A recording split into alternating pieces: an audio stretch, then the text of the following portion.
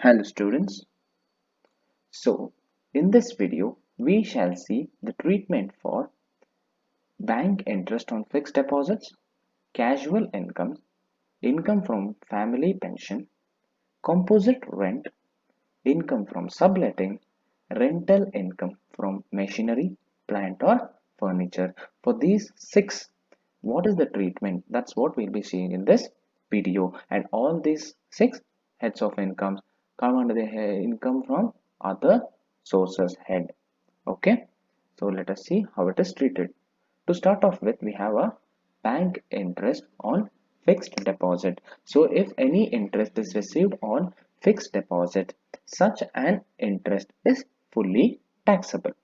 However, TDS is deducted on this only if these following two conditions are satisfied. Okay, that is, if the interest is credited annually, which means to say the interest is received every year, and if this interest exceeds rupees 10,000, which means to say anything below 10,000, then TDS is not deducted. So then we need not gross up our interest amount. So grossing up is required only if the interest is credited annually and it exceeds rupees 10,000. The interest amount received exceeds 10,000 rupees. Okay.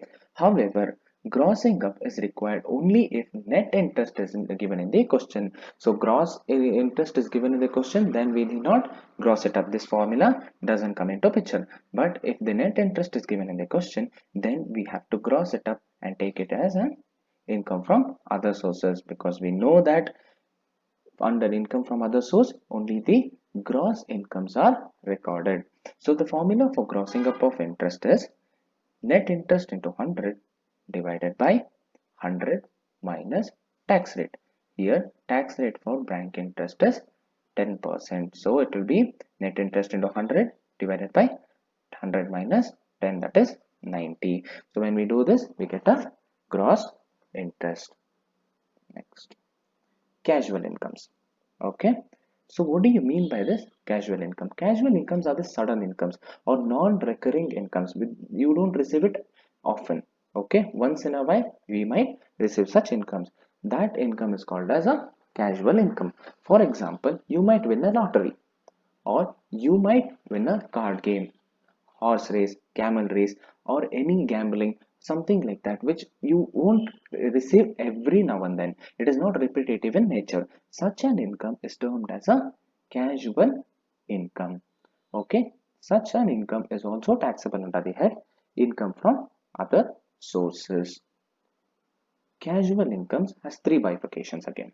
The first one is winning from a lottery, crossword puzzle, or winning from a TV game show, maybe this Kaun Banega Karodpati or something like this, which will give you a certain amount of money once in a while. Okay, so such three incomes, TDS is deducted if income exceeds rupees 10,000. So if the question says winning from a lottery rupees 21,000, then TDS is deducted from that amount. So it is the net amount given to us. We have to gross it up using the formula. So we all know the formula. Again, we'll be seeing in the next slide, but this is how it goes. So tax is deducted if income exceeds rupees 10,000. Then TDS has to be re-added up and the gross amount is to be ascertained. Okay. Second bifurcation, winning from a horse race. If a certain amount is won through horse race, then the TDS is deducted if income exceeds rupees 5,000. So if the income is given as 6,000 rupees, then it means that TDS has been deducted. So the net income is given to us. We have to gross it up using the formula.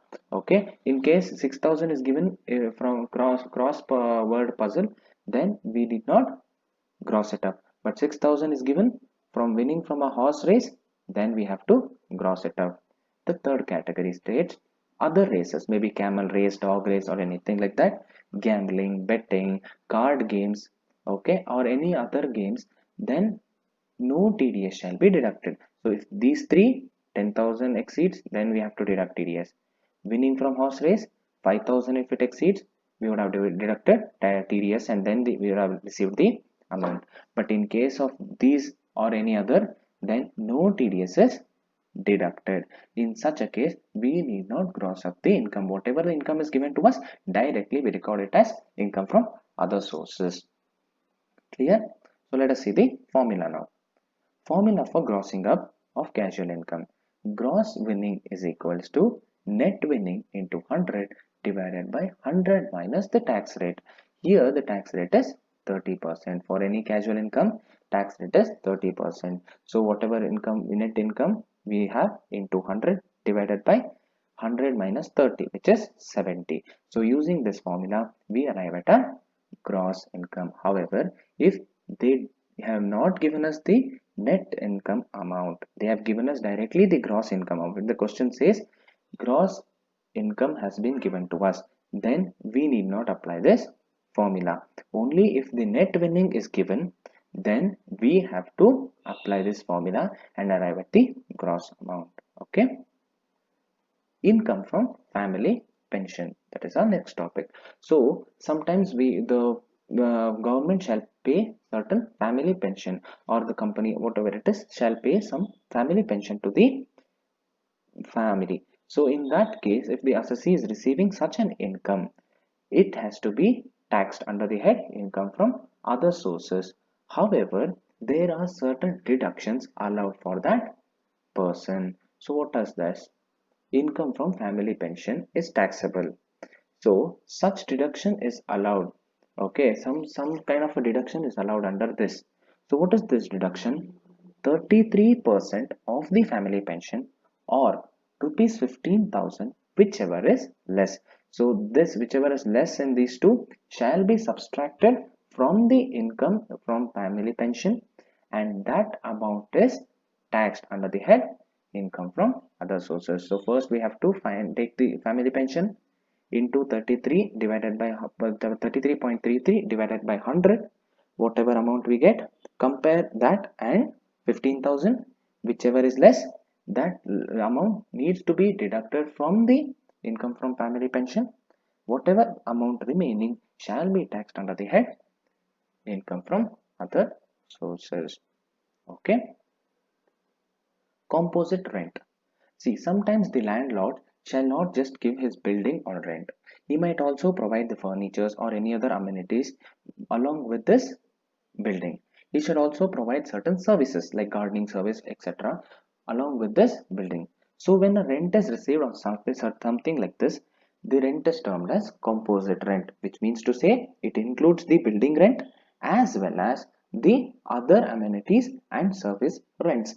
So how to treat this is what we'll be seeing here. Okay, so in such a case, rent attributable to the building is assessed as income from house property.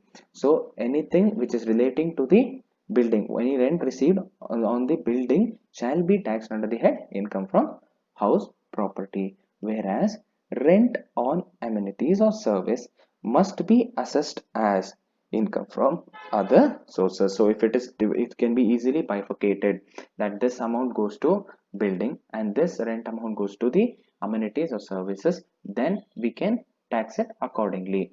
Okay, but if it is not, if it is combined and you cannot separate it, then the entire composite rent, the entire rent received shall be taxed under the head income from other sources only. Okay, if it can be bifurcated, then income from house property and income from other sources. If it cannot be bifurcated, then the whole amount is taxed under the head income from other sources. Okay. Income from subletting. Sometimes as a tenant the person shall sublet his property to another person. So when he sublets he itself is in a rented house, and if he sublets that rented house to some other person, this subletted portion is called income from subletting. So any rent which he receives from this subletted portion is income from subletting. Okay, so how is it treated? We'll see here. So any rent from sublet portion we have to consider. Subtract the expenditure on the sublet portion. So if this person is having some expenditure on the non-sublet portion, that is his residential portion, then that amount is not deducted.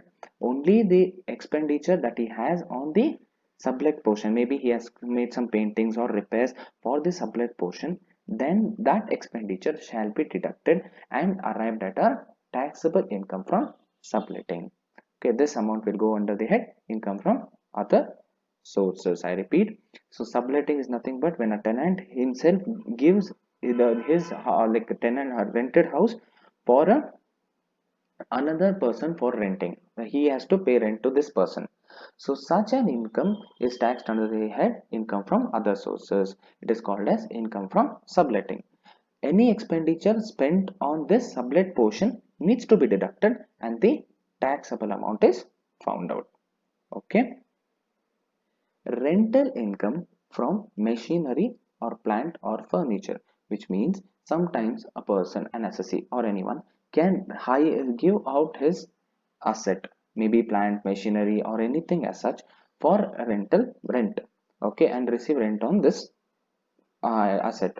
So such a rent shall be taxed under the head income from other sources. However, it has certain deductions. So what is this deductions allowed?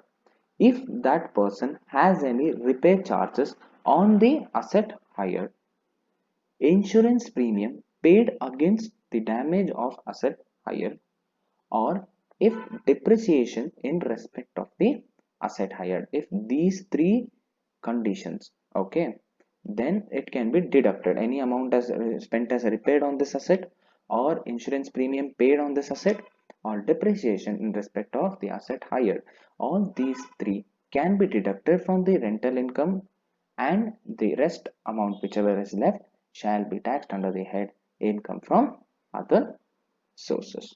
Okay, so the other things we shall see in our further videos. Thank you.